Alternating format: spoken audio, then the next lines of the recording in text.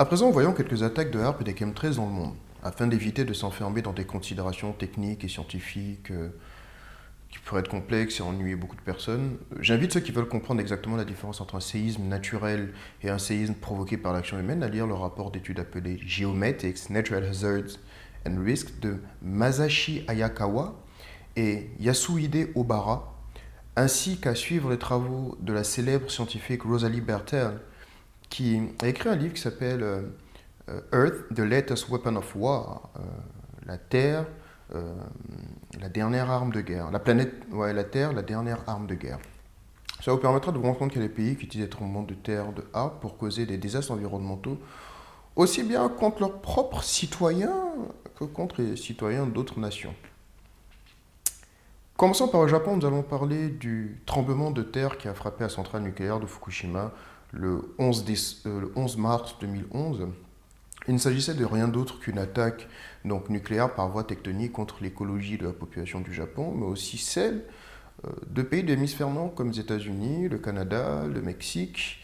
Autrement dit, ce faux accident qui a libéré une énergie équivalente à celle d'1 million de bombes nucléaires était une attaque sous faux drapeau. Et les côtes ouest des États-Unis, du Canada, du Mexique et d'Hawaï ont été intentionnellement visées par les radiations toxiques du 11 mars 2011 de la centrale nucléaire de Fukushima. D'ailleurs, la création par HAARP de nuages tourbillonnants sur la baie de San Francisco le 18 mars 2011, qui a déclenché une forte pluie radioactive suite à la première explosion sur le site de Fukushima, n'est sûrement pas un hasard. Bien sûr, les autorités ont insisté sur le fait que ces précipitations n'étaient pas dangereuses, mais moi je n'y crois pas spécialement. Pour quelle raison ? Parce qu'en fait, les côtes ouest des États-Unis, du Canada et du Mexique sont les principales zones de culture vivrière de l'Amérique du Nord. Et les radiations issues de Fukushima ont été intentionnellement dirigées vers ces zones afin d'irradier les terres et les cultures. Selon moi, ce n'est que mon humble avis. Cela permettra d'empoisonner les futures générations et les affaiblir, les rendre dépendants par la suite d'OGM en leur disant qu'il n'y a que cela qui peut pousser sur ces terres. Une vraie marche forcée, une de plus, vers ce qui est publiquement connu aujourd'hui sous le nom du Nouvel Ordre mondial. Selon la géophysicienne Lorraine Morette, ces opérations sont bien connues par le président états-unien et le premier ministre canadien Stephen Harper, qui les passe tout simplement sous silence. On se demande pourquoi. Il y a une autre information de taille qui est bonne à savoir. Dans les jours qui ont suivi l'attentat de Fukushima, l'Institut norvégien de la recherche sur l'air a produit des cartes de radiation qui confirmaient que le Midwest des États-Unis, toute la Californie, le Nord-Ouest incluant les États de l'Oregon et de Washington, ainsi que l'Ouest du Canada étaient sous la menace de radiation ayant un niveau aussi élevé que celle qu'il y avait dans les abords immédiats de la centrale de Fukushima. Relevé de mesures d'ailleurs qui mystérieusement ne sont plus accessibles sur le site depuis lors. Autre information troublante, c'est l'utilisation du virus Stuxnet pour causer la défaillance des pompes de rafraîchissement et des valves. Ça, personne n'en a parlé dans les médias mainstream, ça a été passé sous silence. Et donc, c'est cette attaque en fait par virus informatique qui a permis en fait, qui a créé clairement la sortie des radiations dangereuses. Alors pour la petite histoire, c'est ce même virus Stuxnet qui a été utilisé par le Mossad il y a quelques années, il me semble, pour attaquer les centrifugeuses nucléaires iraniennes. Ensuite, il y a le mensonge de TEPCO, qui est la société japonaise qui gérait le site nucléaire de Fukushima, qui a déclaré que la magnitude du tremblement de terre était de 9 au lieu de 8,4. Or, cette magnitude en fait 8,4 a été constatée par de nombreuses sources d'informations spécialisées dans le monde. Et tout porte à croire en fait que cette manipulation des chiffres a été faite pour faire croire à l'opinion que ce séisme était exceptionnel en fait par son intensité, par sa magnitude, et qui donc de facto n'était pas prévisible. Cela permettait donc à TEPCO de se dégager de toute responsabilité pour cet attentat. Ce qui est encore plus incroyable, c'est que les pouvoirs criminels derrière TEPCO, pour protéger leurs intérêts dans cette histoire, sont parvenus à mettre de côté une bonne partie de la communauté scientifique, la communauté sismologique, qui appuie ce mensonge aujourd'hui. Dernier point, c'est que la France métropolitaine, qui a d'une surface de 674 000 km² environ, compte à peu près une vingtaine de centrales nucléaires. Le Japon, qui est d'une superficie de 377 000, donc à peu près la moitié, et qui est un pays sujet à de forts tremblements de terre, en compte 55, dont près d'une dizaine sont situées dans des zones dangereuses, voire même qui sont sujettes à des tsunamis. Ce qui est encore plus surprenant, est que le parc nucléaire japonais couvre de très loin les besoins énergétiques des Japonais. Alors la question que je me pose naturellement est, c'est quoi le projet derrière 55 centrales? Pourquoi avoir 55 centrales sur son territoire alors qu'on n'a pas besoin?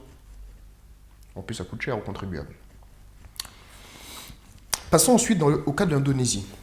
Le nombre de victimes du tremblement de terre et du tsunami qui a frappé l'Indonésie le 26 décembre 2004, comme vous en doutez, ou pas, a été provoqué par HARP et a fait entre 227 000 et 280 000 victimes. Pour la petite histoire, il s'agit de l'un des 10 pires tremblements de terre et pires tsunamis de toute l'histoire.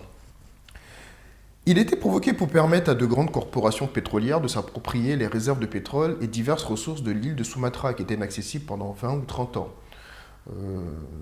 Quelque chose comme ça, je ne suis plus très sûr, mais en tout cas, 20 ou 30 ans, à cause du conflit armé entre le gouvernement indonésien et la milice GAM.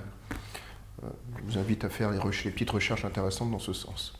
Donc l'attaque du 26 décembre a permis, de manière assez étonnante, de mettre fin au conflit entre les deux parties, et fin du conflit d'ailleurs qui s'est matérialisé par un accord entre les deux parties, donc le gouvernement indonésien et le GAM, qui a été signé à Helsinki, et qui directement a été suivi par le début d'exploitation des ressources indonésiennes par les multinationales. Moi, personnellement, je dis bravo, parce que comme business model, c'est imparable. Ça marche à tous les coups. Ensuite, nous avons eu le cyclone Nargis en Birmanie et le tremblement de terre en Chine dans le Sichuan en 2008. Commençons par la Birmanie. Le nombre de victimes du cyclone Nargis qui a frappé le 2 mai 2008 la Birmanie a eu un bilan qui s'est établi aux alentours de 78 000 morts, plus 56 000 disparus. Le bilan définitif était estimé à environ 146 000 victimes. Selon les graphiques en cascade, donc des relevés en fait graphiques d'ARP, qui a été supprimé comme par hasard du site même d'ARP, mais que vous pouvez retrouver sur un site, donc sur le site moontalk.net, que je mettrai en annotation en dessous de la vidéo. On voit bien qu'il y a des formations d'ondes scalaires au cours du cyclone Nargis. L'on voit sur ces graphiques que HARP a été activé le jour du 27 avril 2008, vers 5h45 du matin, temps universel. Cela a provoqué une circulation d'ondes à basse fréquence sur la baie du Bengale, et en à peine 24 heures, la tempête tropicale Nargis a été élevée au statut de cyclone. Il a continué de grossir, et ses vents sont devenus plus rapides jusqu'à atteindre le 2 mai la vitesse de 217 km/h. Alors pourquoi la Birmanie? La Birmanie s'apprêtait à annoncer au monde une récolte record de riz. Seulement, il se trouve que dans ce monde où le prix des denrées alimentaires ne fait que croître rapidement, le riz est utilisé comme une culture de référence et une commodité dans le commerce international. Mais il est également utilisé par les financiers de la City ou de Wall Street, donc des gens qui ne veulent que du bien, comme arme de guerre économique. Et justement, le fait d'entretenir et accentuer la crise alimentaire mondiale en dévastant les récoltes du troisième producteur mondial de riz, soit 220 millions de tonnes, permet aux élites financières de continuer à contrôler le marché mondial du riz, en manipulant d'un côté son prix, ses stocks disponibles, et surtout d'affamer les peuples. Voilà. Donc d'un autre côté, il s'agissait aussi de changer le contrôle politique de la jeune birmane. Non pas dans le sens, vous en doutez bien, de l'intérêt du peuple birman, cela s'entend, mais dans le sens des mecs cachés dans l'ombre qui en profitent. Donc je suis à peu près sûr que l'ouverture des relations ces derniers temps entre l'opposante Aung San Suu Kyi et la junte militaire n'est pas étrangère à tout cela. Donc mieux vaut rester méfiant, surtout lorsque l'on sait qu'Aung San Suu Kyi a des liens assez cordiaux avec le MI6 britannique. Parlons ensuite de la Chine. Le tremblement de terre, donc signé HARP du 12 mai 2008, a tué 69 227 personnes et environ 4,8 millions de personnes se sont retrouvées sans domicile, nombre qui pourrait être bien plus élevé parce qu'il y a un chiffre qui a été annoncé aux alentours de 11 millions. Après donc s'être occupé de la Birmanie, il était remarqué que l'activité d'ARP a continué pendant 8 jours. Et le 12 mai 2008 à 6h28 temps universel, un tremblement de terre a frappé la province du Sichuan. Pendant les jours et les heures précédant le tremblement de terre, il a été rapporté que des migrations massives, exceptionnelles de milliers de crapauds se sont produites et ces crapauds ont traversé la ville de Miayang, donc dans la province du Sichuan.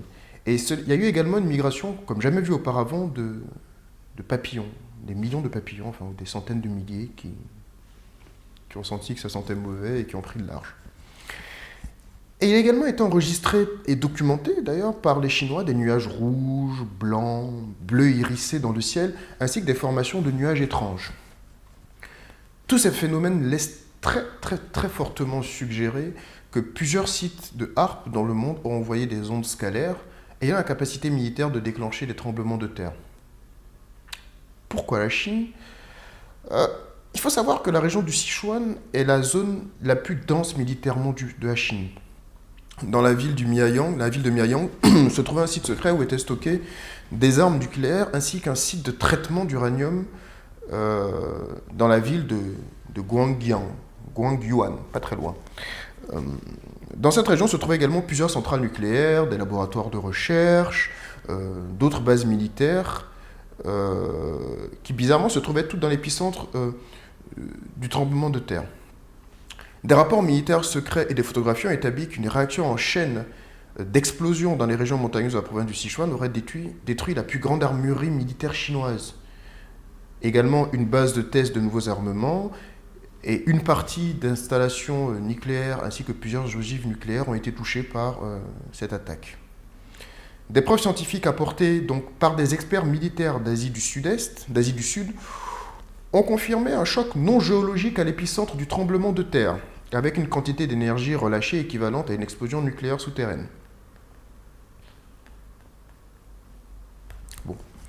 Passons ensuite au cas très triste d'Haïti.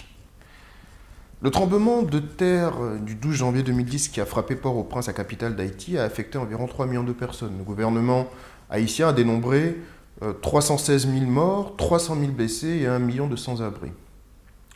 D'autres villes de la région comme Jacmel ont été également touchées par le tremblement de terre. Alors quel était l'objectif de cette attaque ? Premièrement, la destruction du gouvernement haïtien qui historiquement s'est toujours opposé à la domination de ces élites suprémacistes et corrompues. Je ne dis pas par là qu'il n'y a rien à reprocher aux dirigeants haïtiens. Juste, ce que je dis est que les faits tels que très souvent reportés par les médias dominants étaient très souvent éloignés de la réalité. Deuxièmement, cette attaque consistait à détruire les infrastructures haïtiennes afin de rendre le peuple encore plus dépendant de l'aide extérieure et donc plus facile à contrôler et à manipuler. Et le troisième point qui explique le deuxième, il s'agissait d'obtenir en fait les réserves de pétrole d'Haïti, qui apparemment sont aussi importantes que celles du Venezuela. À confirmer, mais en tout cas semble-t-il qu'il y ait des gisements extrêmement importants. Donc obtenir le pétrole haïtien, obtenir son uranium, son or, que le gouvernement haïtien avait refusé de donner l'exploitation aux entreprises contrôlées en sous-main par les intérêts Rothschild. Donc cette liste d'attaques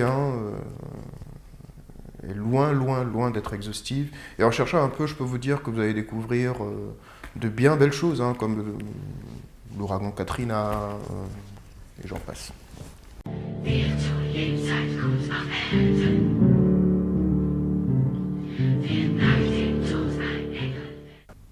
Parlons à présent de la façon dont HAARP est utilisé pour le contrôle mental des populations. La combinaison de HAARP et des chemtrails a parmi ses objectifs le contrôle du mental et des humeurs des populations, aussi bien à des échelles régionales, nationales, que globales, ou encore même à l'échelle d'un simple individu. Qu'entend-on par contrôle mental ? Il s'agit tout simplement de toutes les tactiques psychologiques ou autres qui peuvent être vues comme détruisant la capacité d'un individu à avoir le contrôle de sa propre réflexion, son comportement, ses émotions, ses prises de décision. Le but de ce contrôle mental et des humeurs est de pousser le cerveau humain à accepter concrètement la réduction, plus réellement la fin de ses libertés individuelles et de ses droits, la fin de la prospérité économique, etc. Le tout en détruisant lentement, mais sûrement, sa capacité à se rebeller. Ce que je viens de vous dire vous semble peu crédible? Attendez. Écoutez ce qui va suivre. Des recherches menées par le docteur Nick Begich et Jean Manning ont abouti à la découverte de plans assez bizarres retracés dans leur livre Angels Don't Play This Harp.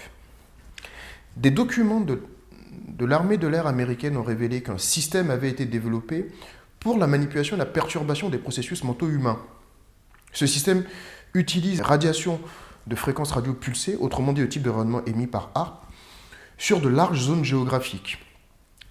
L'élément le plus parlant concernant cette technologie est venu des écrits de Zbigniew Brzezinski, qui est l'ancien conseiller à la sécurité nationale sous le président Carter et bien d'autres, et de J.F. McDonald, qui était le conseiller en sciences au président américain Johnson et professeur de géophysique à l'Université de Californie à Los Angeles, où ils décrivent l'utilisation d'émetteurs à rayonnement énergétique à des fins de guerre géophysique et environnementale. Ces documents ont montré comment ces effets pourraient être provoqués, ainsi que leurs effets négatifs sur la santé et la pensée humaine. Je vous invite aussi à jeter un coup d'œil à un rapport d'études préliminaires qui a été publié par le docteur Ilya Sandra Perlingieri, qui date du 3 février 2011, où elle présentait les impacts de l'aspersion des chemtrails qui pourraient ne ser rien d'autre que des armes biologiques. Donc, voici quelques impacts des produits chimiques des chemtrails en termes de contrôle mental sur les populations. D'abord, on a la chute brutale de l'attention chez les personnes, que l'on constate aussi bien chez les adultes que les enfants. Ensuite, on a les pertes de mémoire. Les gens oublient de plus en plus, notamment au niveau de leur mémoire à court terme. C'est le cas, par exemple, d'une personne qui vient de faire quelque chose, comme par exemple déplacer un objet il y a à peine une minute et qui pourtant ne s'en souvient plus. Je pense que si vous observez les personnes de votre entourage ou vous-même, les exemples ne devraient pas manquer. Ensuite, on a l'impatience. De plus en plus de personnes deviennent de plus en plus impatientes, au point même d'agresser verbalement, physiquement d'autres personnes, parce qu'elles doivent patienter, souvent pour des durées qui sont ridicules d'ailleurs. Ensuite, on a les difficultés de réflexion et de concentration. Pour de nombreuses personnes, envisager ou même parler de leurs problèmes de réflexion et de concentration est très difficile. Personne n'a envie de s'entendre dire qu'il ou elle ne réfléchit pas convenablement, ou qu'il n'est pas très intelligent, ou j'en passe, bref. Mais n'en demeure pas moins que ce sont des choses qui sont difficiles à vivre, donc vous imaginez bien à dire encore plus. Seulement, la plupart des gens ne savent pas que ce n'est pas de leur faute. C'est le résultat de ce qui nous est fait à tous. Et il est plus facile pour l'opinion de se focaliser sur la partie visible du problème, mais il est urgent de prendre en compte tous les éléments afin de comprendre l'énormité de l'implication abjecte de nombreux gouvernements et de services militaires qui commettent en silence un véritable génocide sur leur population. D'autant plus que rien n'est reporté par les médias corrompus et contrôlés du mainstream. Allez savoir pourquoi. Et à cette liste déjà pas très glorieuse s'ajoutent hallucinations, schizophrénie, maux de tête, insomnie, perturbations émotionnelles, à savoir par exemple dépression, tristesse, problèmes neurologiques, handicap cognitif. Il s'agit en fait de difficultés d'apprentissage et de dommages divers au cerveau. Toutes ces attaques prennent des années avant que leurs dommages ne deviennent une évidence. Pendant ce temps, elles mènent en silence leur travail insidieux de destruction du cerveau.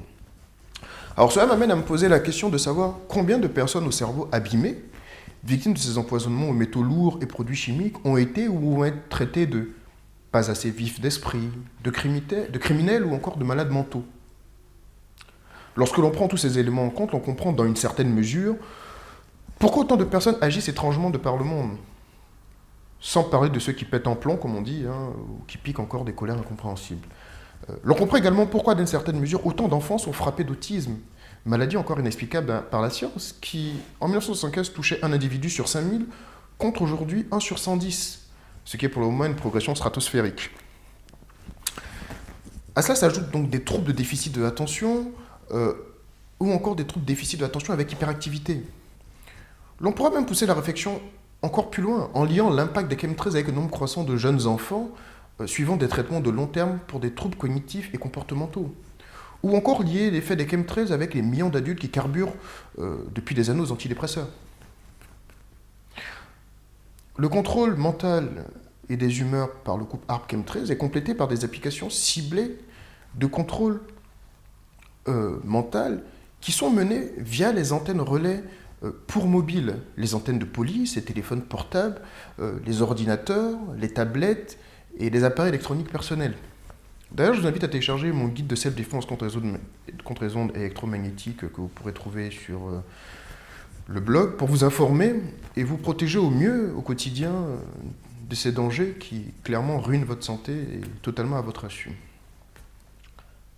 Allons un peu plus loin dans la folie de ce contrôle mental. Parce que ARP peut aller encore beaucoup plus loin en matière de contrôle mental des populations.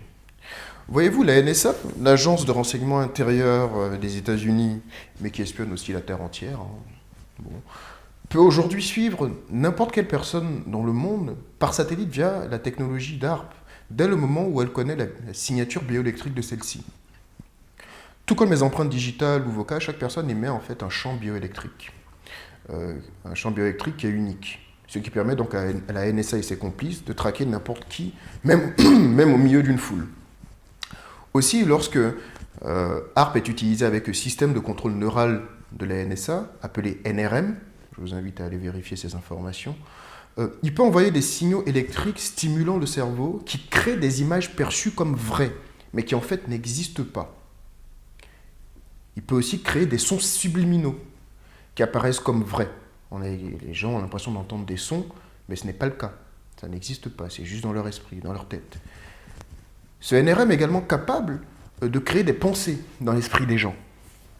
Par exemple, il est possible de pousser une personne à dormir, la rendre fatiguée, déprimée, créer un sentiment de peur, un état de violence, la rendre sexuellement agressive, changer ses niveaux hormonaux, modifier le comportement chimique des cellules de son corps, ou pire même, contrôler le processus de transaction de son ADN, et j'en passe. Cette liste est non exhaustive. Je ne sais pas pour vous, mais moi, personnellement, je trouve ça extrêmement flippant. Quel est le but de la création de pareilles techniques? Est-ce que cela a une réelle valeur ajoutée pour l'amélioration des conditions de vie de l'humanité? Est-ce que cela donne à manger à celui qui a faim ou du travail à celui qui n'en a pas? Ou celui qui soigne réellement celui qui souffre d'une maladie? Je ne suis pas si sûr. Ce que je viens de vous dire peut vous paraît fou, mais en tout cas pas pour tout le monde, parce que voici les propos du suprémaciste Zbigniew Brzezinski en 1970 dans son livre Between Two Ages, qui a dit « Précisément prévu, des attaques électroniques artificiellement excitées pourraient mener à un modèle d'oscillation qui produise des niveaux de relative grande puissance sur certaines régions de la Terre. » Ça, c'est pour l'introduction, on s'en moque. Les choses intéressantes commencent. De cette façon, l'on pourrait développer un système qui détériorerait sérieusement la performance cérébrale de très grandes populations de régions choisies pour une période prolongée. Peu importe à quel point l'idée d'utiliser l'environnement pour manipuler le comportement afin d'assurer les avantages nationaux de certains est inquiétante, car la technologie permettant une telle utilisation sera très probablement disponible dans quelques prochaines décennies.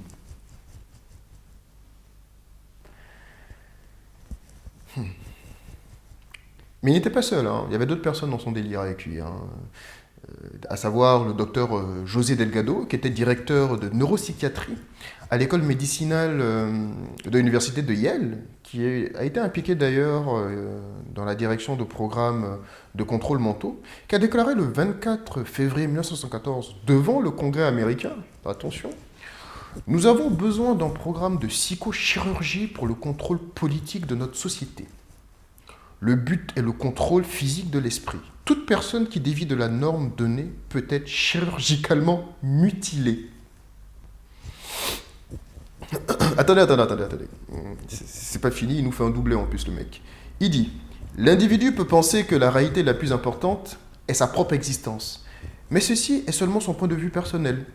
Ceci manque de perspective historique. L'homme n'a pas le droit de développer son propre esprit. Nous devons électriquement contrôler le cerveau. Un jour, les armées et des généraux seront contrôlés par la stimulation électrique du cerveau. »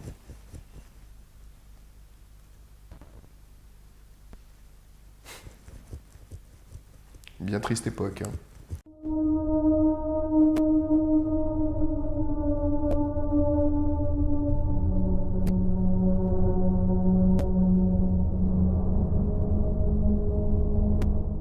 Parlons à présent des conséquences du couple ARP-chemtrails sur l'homme et son environnement. Commençons par l'homme. Alors, les effets à court terme des chemtrails. Allergie, anxiété, asthme, brouillard cérébral, difficultés respiratoires, qui sont difficiles à expliquer d'ailleurs, gorge endolorie, vertige, irritation de la peau et des yeux, flatulence, symptômes grippaux, maux de tête avec des mangeaisons, non explicables encore à ce jour, nausées et vomissements, saignements de nez, non explicables à ce jour, attaque de panique, tout persistante, problèmes respiratoires, maux d'estomac, pensées suicidaires, bourdonnement d'oreilles, et beaucoup d'autres symptômes. Ensuite, parmi les effets à long terme, nous avons les troubles du déficit de l'attention et troubles du déficit de l'attention avec hyperactivité, allergies, maladie d'Alzheimer, accroissement de la quantité d'aluminium dans la glande pinéale, asthme, autisme, diverses maladies auto-immunes comme le lupus érythémateux, traces de sang dans l'urine, troubles de la personnalité, divers types de cancers, fatigue chronique, constipation, dépression, problèmes de vue, aussi bien myopie que presbytie, corps flottant dans les yeux, gastrite, arythmie cardiaque, diverses maladies cardiaques. Cholestérol élevé, hypoglycémie, hyperglycémie, syndrome d'intestin irritable, difficultés d'apprentissage, maladie de Parkinson, polyarthrite chronique évolutive, schizophrénie, perte de mémoire à court terme, troubles du sommeil, veine d'araignée, couche blanche sur la langue, problème de fertilité. Et ouais. Il y a 20 ans, encore, les hommes et les femmes n'avaient pas autant de difficultés à concevoir. Aujourd'hui, on observe une chute de 50% du nombre de spermatozoïdes chez les hommes. La cause se trouve dans l'assortiment de nombreux poisons, incluant les métaux lourds et les perturbateurs chimiques d'hormones qui sont omniprésents dans notre environnement et qui, en plus de ça, est répandu en permanence par les chemtrails. Donc, que ce soit sur Terre ou dans les airs, nous sommes un peu acculés. En fait, ensuite, nous avons le fait que les chemtrails créent un écran bloquant, un écran bloquant les rayons de soleil, et cela empêche le corps de se procurer de la vitamine D, qui permet de garder les os et les dents en bonne santé, mais aussi de réguler la quantité de calcium et de phosphate dans notre corps. C'est assez embêtant. Ensuite, nous avons les maladies pulmonaires, la sclérose en plaques, et bien d'autres symptômes et pathologies comme ça. Ensuite, parlons des conséquences sur l'environnement. Nous avons la pollution des sources d'eau, nous avons l'empoisonnement des cultures avec la modification de leur cycle de production et des microclimats, donc ce qui entraîne la réduction des productions des cultures. Nous avons également le fait que lorsque le climat est modifié dans une ville, un pays ou une région, il entraîne de facto la modification de microclimats nécessaires pour la production agricole. Ces modifications peuvent causer des changements dramatiques des conditions météorologiques et en d'autres lieux. Donc en gros, nous avons d'un côté, on attaque un pays, enfin une zone est attaquée par les chemtrails, et le vrai problème est que les effets peuvent être ressentis dans une toute autre zone à des milliers de kilomètres. Ensuite, le fait de répandre dans l'atmosphère des produits chimiques comme l'aluminium, couplé à la pollution croissante de l'air, impacte la santé des arbres qui se voient privés de l'eau et des nutriments normalement absorbés par leur système de racines. Aussi, les particules contenues dans les chemtrails, notamment l'aluminium et le barium, bloquent et réfléchissent à la lumière du soleil, ce qui bloque la photosynthèse nécessaire pour que les plantes, les arbres et les cultures poussent normalement. Continuons également avec une des conséquences assez tragiques, qui est le réchauffement climatique. Alors il faut savoir que les nuages naturels réfléchissent les rayons solaires dans l'espace, mais permettent d'envoyer vers la Terre l'énergie thermique nécessaire, l'énergie thermique infrarouge nécessaire pour le bon développement des êtres vivants et des végétaux. Les nuages artificiels créés par les chemtrails et plus généralement les contrails appelés cirrus font le contraire en renvoyant plus d'énergie thermique infrarouge dans l'espace, ce qui provoque le réchauffement climatique. À cela s'ajoute l'empoisonnement des eaux, du sol, qui finissent par, des sols qui finissent par mourir en devenant acides, ce qui rend impossible toute forme d'agriculture sur eux, toute forme de culture. Empoisonnement de l'air qui jour après jour est de plus en plus contaminé. On a aussi le docteur Chris Busby et Marian Falk, qui sont deux éminents spécialistes sur les radiations, qui ont publiquement déclaré que le tiers nord du Japon est à présent inhabitable à cause des radiations de l'attaque tectonico-nucléaire de Fukushima par A. Mais ce qui est assez triste, c'est que toutes ces conséquences-là ne sont jamais reportées par les médias ni par les élites scientifiques mainstream. Et à nous d'en souffrir, quoi. Mais ce n'est pas fini comme conséquence. Nous avons aussi la fin du bio, si ce n'est pas déjà le cas. Vous voyez, grande est la volonté d'un certain nombre d'agriculteurs respectueux de la terre de nous offrir des produits bio, c'est-à-dire des fruits et légumes sans OGM, sans utilisation de produits chimiques ou de pesticides, afin de nous offrir des produits qui conservent toute leur qualité nutritive et gustative. Cependant, avec 1 million de tonnes de métaux lourds et de produits chimiques déversés régulièrement par les chemtrails sur ces cultures, qui non seulement empoisonnent toute la chaîne alimentaire, mais qui en plus de ça détruisent les sols, on se rend bien compte que manger du bio tient de plus en plus de l'exploit. Au mieux, il est préférable de dire aujourd'hui que dans les faits, un produit bio contient moins de produits toxiques qu'un produit issu de l'agriculture traditionnelle. Il vaut mieux se dire ça. Mais malgré toute la bonne volonté de ces agriculteurs respectueux de la terre, de l'environnement, à qui je dis tout mon respect et mon admiration, il est très difficile d'avoir du vrai bio. Voilà. Ensuite, il y a une analyse émise par la scientifique et activiste Lorraine Morette, que je partage, qui dit que les programmes d'aspersion du ciel par les chemtrails se synchronisent avec les programmes d'aspersion au sol par les pesticides, ce qui permet d'avoir une redoutable arme binaire. Concrètement, cela veut dire que le fait de combiner les saletés qui viennent des chemtrails et les saletés des pesticides ensemble, donc ces produits chimiques ensemble, permettent de décupler en fait la dangerosité des composants de ces produits-là. Cela pourrait expliquer d'ailleurs pourquoi on retrouve dans la plupart des toxines contenues dans les pesticides de sociétés comme Monsanto les mêmes produits qu'il y a dans également les toxines des chemtrails.